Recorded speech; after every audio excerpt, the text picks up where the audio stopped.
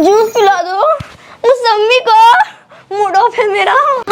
हम क्यों पसंद पाए स्प्लेंडर वाला, गमुछा रॉयल है चाल साइकिल ऊपर सोइया बैठे हैंडल। गाड़ी वाला आया घर से कचरा निकाल, गाड़ी वाला आया घर से।